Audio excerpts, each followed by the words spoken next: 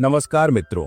आज हम लेकर आए हैं हिंदी साहित्य के अमर कथाकार मुंशी प्रेमचंद की एक अत्यंत मार्मिक और विचारोत्तेजक कहानी आत्माराम।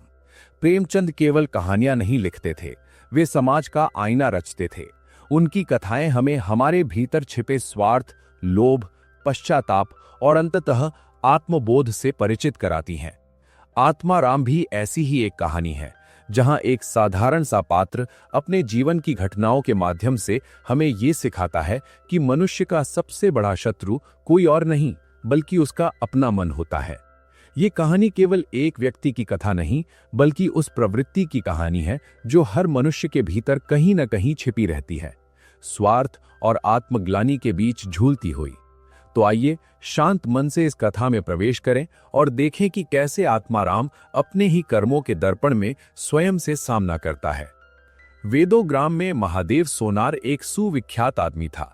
वो अपने साइबान में प्रातः से संध्या तक अंगीठी के सामने बैठा हुआ खटखट किया करता था। ये लगातार ध्वनि सुनने के लोग इतने अभ्यस्त हो गए थे कि जब किसी कारण से वो बंद हो जाती तो जान पड़ता था कोई चीज गायब हो गई। वो नित्य प्रति एक बार प्रातःकाल अपने तोते का पिंजड़ा लिए कोई भजन गाता हुआ तालाब की ओर जाता था। उस धुंधले प्रकाश में उसका जर्जर शरीर, पोपला मुंह और झुकी हुई कमर देखकर किसी अपरिचित मनुष्य को उसके पिशाच होने का भ्रम हो सकता था। ज्यों ही लोगों के कानों में आवाज आती, सत गुरुदत्त शिवदत्त दाता, लोग समझ जाते कि भोर हो गई। महादेव का पारिवारिक जीवन सुखमय ना था। उसके 3 पुत्र थे, 3 बहुएं थीं, दर्जनों नाती पाते थे, लेकिन उसके बोझ को हल्का करने वाला कोई ना था। लड़के कहते, तब तक दादा जीते हैं हम जीवन का आनंद भोग लें, फिर तो ये ढोल गले पड़ेगी ही। बेचारे महादेव को कभी कभी निराहार ही रहना पड़ता। भोजन के समय उसके घर में साम्यवाद का ऐसा गगनभेदी निर्घोष होता कि वो भूखा ही उठाता और नारियल का हुक्का पीता हुआ सो जाता। उनका व्यावसायिक जीवन और भी अशांतिकारक था। यद्यपि वो अपने काम में निपुण था, उसकी खटाई औरों से कहीं ज्यादा शुद्धिकारिक और उसकी रासायनिक क्रियाएं कहीं ज्यादा कष्टसाध्य थीं। तथापि उसे आए दिन शक्की और धैर्य शून्य प्राणियों के अपशब्द सुनने पड़ते थे। पर महादेव अविचलित गांभीर्य से सिर झुकाए सब कुछ सुना करता था। ज्यों ही ये कलह शांत होता, वो अपने तोते की ओर देखकर पुकार उठता, सत गुरुदत्त शिवदत्त दाता। इस मंत्र को जपते ही उसके चित्त को पूर्ण शांति प्राप्त हो जाती थी। एक दिन संयोगवश किसी लड़के ने पिंजड़े का द्वार खोल दिया। तोता उड़ गया। महादेव ने सिर उठाकर जो पिंजड़े की ओर देखा तो उसका कलेजा सन्न से हो गया। तोता कहाँ गया? उसने फिर पिंजड़े को देखा, तोता गायब था। महादेव घबरा कर उठा और इधर उधर खपरेलों पर निगाह दौड़ाने लगा। उसे संसार में कोई वस्तु अगर प्यारी थी तो वो यही तोता। लड़के बालों, नाती पोतों से उसका जी भर गया था। लड़कों की चुलबुल से उसके काम में विघ्न पड़ता था। बेटों से उसे प्रेम ना था, इसलिए नहीं कि वो निकम्मे थे, बल्कि इसलिए कि उनके कारण वो अपने आनंददायी कुल्हड़ों की नियमित संख्या से वंचित रह जाता था। पड़ोसियों से उसे चिढ़ थी, इसलिए कि वो अंगीठी से आग निकाल ले जाते थे। इन समस्त विघ्न बाधाओं से उसके लिए कोई पनाह थी तो यही तोता था। इससे उसे किसी प्रकार का कष्ट ना होता था। वो अब उस अवस्था में था जब मनुष्य को शांति भोग के सिवा और कोई इच्छा नहीं रहती। तोता एक खपरेल पर बैठा था। महादेव ने पिंजड़ा उतार लिया और उसे दिखाकर कहने लगा, आ आ सत गुरुदत्त शिवदत्त दाता। लेकिन गांव और घर के लड़के एकत्र होकर चिल्लाने और तालियां बजाने लगे। ऊपर से कौओं ने कांव कांव की रट लगाई। तोता उड़ा और गांव से बाहर निकलकर एक पेड़ पर जा बैठा। महादेव फिर खाली पिंजड़ा लिए मेंढक की भांति उचकता चला। बाग में पहुंचा तो पैर के तलवों से आग निकल रही थी, सिर चक्कर खा रहा था। जब जरा सावधान हुआ तो फिर पिंजड़ा उठाकर कहने लगे, सत गुरुदत्त शिवदत्त दाता। तोता फुनगी से उतरकर नीचे की एक डाल पर आ बैठा, किंतु महादेव की ओर सशंक नेत्रों से ताक रहा था। महादेव ने समझा डर रहा है। वो पिंजड़े को छोड़कर आप एक दूसरे पेड़ की आड़ में छिप गया। तोते ने चारों ओर गौर से देखा, निश्शंक हो गया, उतरा और आकर पिंजड़े के ऊपर बैठ गया। महादेव का हृदय उछलने लगा। सत गुरुदत्त शिवदत्त दाता का मंत्र जपते हुए धीरे धीरे तोते के समीप आया और लपका कि तोते को पकड़ ले, किंतु तोता हाथ न आया। फिर पेड़ पर आ बैठा। शाम तक यही हाल रहा। तोता कभी इस डाल पर जाता, कभी उस डाल पर, कभी पिंजड़े पर आ बैठता, कभी पिंजड़े के द्वार पर बैठे अपने दाना पानी की प्यालियों को देखता और फिर उड़ जाता।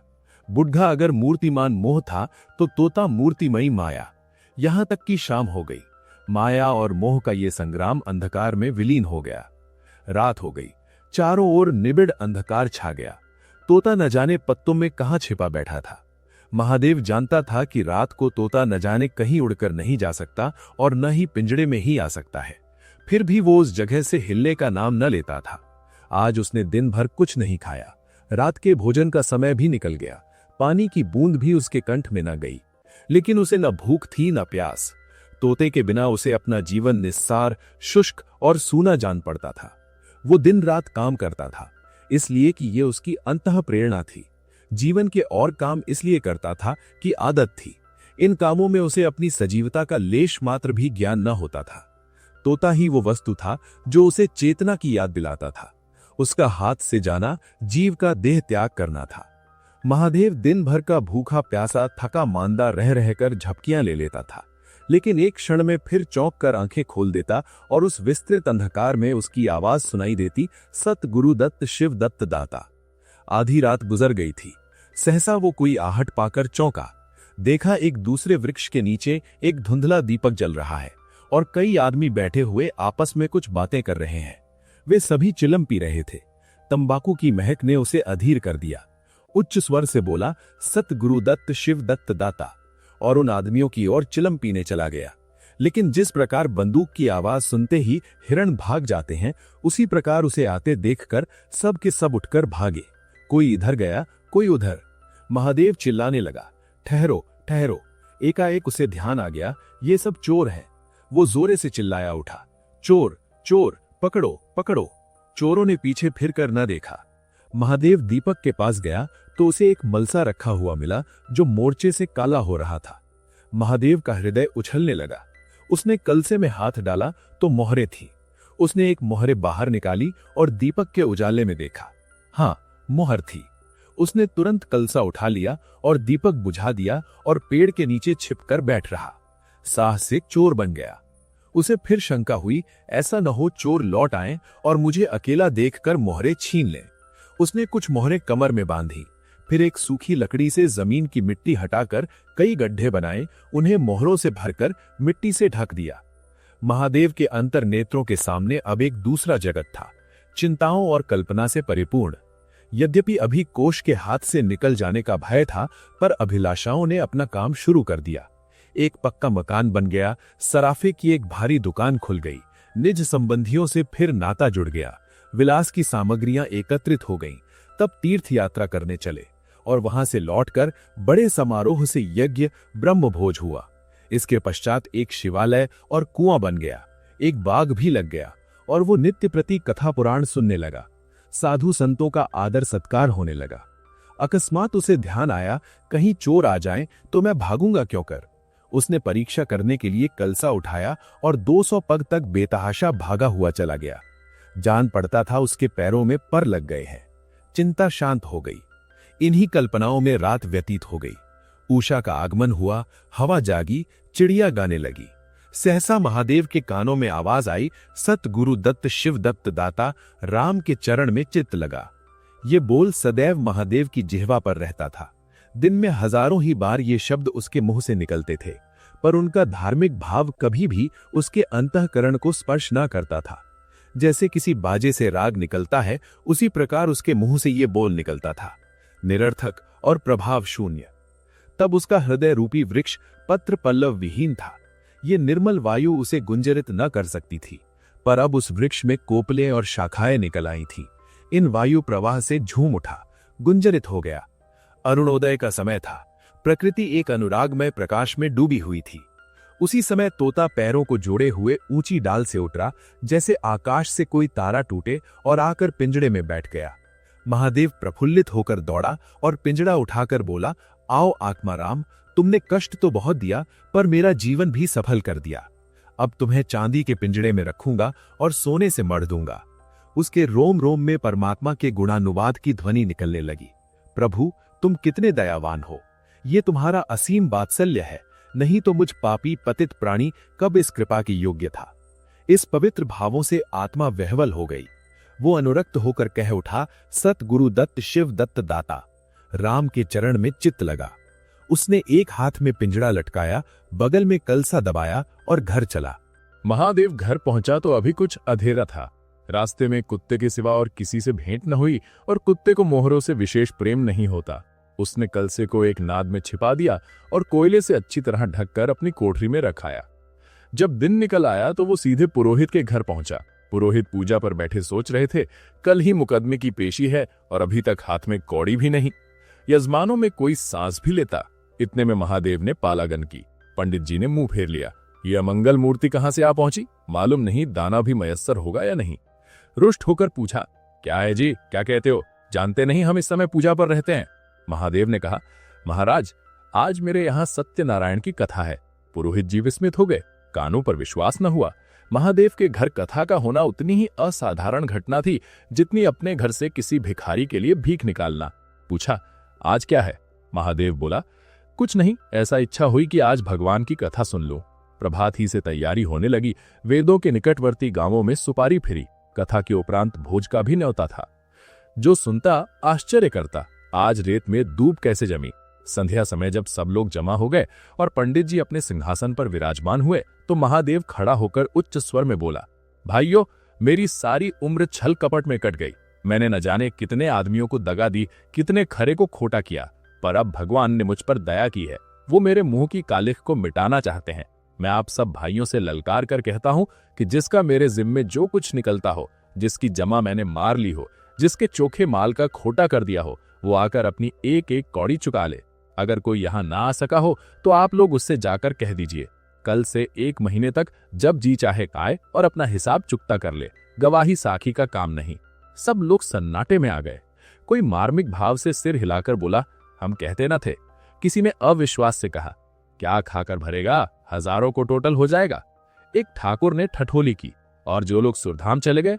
महादेव ने उत्तर दिया, उसके घर वाले तो होंगे, किंतु इस समय लोगों को वसूली की इतनी इच्छा न थी जितनी ये जानने की कि इसे इतना धन मिल कहां से गया। किसी को महादेव के पास आने का साहस न हुआ। देहात के आदमी थे, गड़े मुर्दे उखाड़ना क्या जाने। फिर प्रायः लोगों को याद भी न था कि उन्हें महादेव से क्या पाना है, और ऐसे पवित्र अवसर पर भूल चूक हो जाने का भय उनका मुंह बंद किए हुए था। सबसे बड़ी बात यह थी कि महादेव की साधुता ने उन्हें वशीभूत कर लिया था। अचानक पुरोहित जी बोले, तुम्हें याद है मैंने एक कंठा बनाने के लिए सोना दिया था, तुमने कई माशे तौल में उड़ा दिए थे। महादेव, हाँ याद है। आपका कितना नुकसान हुआ होगा? पुरोहित, 50 रुपए से कम न होगा। महादेव ने कमर से 2 मोहरें निकाली और पुरोहित जी के सामने रख दी। पुरोहित जी की लोलुपता पर टीकाएं होने लगीं।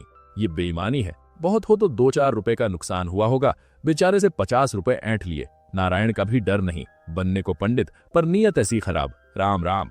लोगों को महादेव पर एक श्रद्धा सी हो गई। 1 घंटा बीत गया पर उन सहस्रों मनुष्यों में से एक भी खड़ा न हुआ। तब महादेव ने फिर कहा, मालूम होता है आप लोग अपना अपना हिसाब भूल गए हैं, इसलिए आज कथा होने दीजिए। मैं 1 महीने तक आपकी राह देखूंगा। इसके पीछे तीर्थ यात्रा करने चला जाऊंगा। आप सब भाइयों से मेरी विनती है कि आप मेरा उद्धार करें। 1 महीने तक महादेव लेनदारों की राह देखता रहा। रात को चोरों के भय से नींद न आती। अब वो कोई काम न करता। शराब का चस्का भी छोटा। साधु अभ्यागत जो द्वार पर आ जाते उनका यथा योग्य सत्कार करता। दूर दूर उसका सुयश फैल गया। यहां तक कि महीना पूरा हो गया और एक आदमी भी हिसाब लेने न आया। अब महादेव को ज्ञान हुआ कि संसार में कितना धर्म, कितना सद्व्यवहार है। अब उसे मालूम हुआ कि संसार बुरों के लिए बुरा है और अच्छे के लिए अच्छा। इस घटना को हुए 50 साल बीत चुके हैं। आप वेदों जाइए तो दूर से ही एक सुनहला कलश दिखाई देता है। वो ठाकुर द्वार का कलश है। उससे मिला हुआ एक पक्का तालाब है जिसमें खूब कमल खिले रहते हैं। उसकी मछलियां कोई नहीं पकड़ता। तालाब के किनारे एक विशाल समाधि है। यही आत्मा राम की स्मृति चिन्ह है। उसके संबंध में विभिन्न किंवदंतियां प्रचलित हैं। कोई कहता है वो रत्न जड़ित पिंजरा स्वर्ग को चला गया। कोई कहता है वो सत्य गुरुदत्त कहता हुआ अंतर ध्यान हो गया। पर यथार्थ ये है कि उस पक्षी रूपी चंद्र को किसी बिल्ली रूपी राहु ने ग्रस लिया।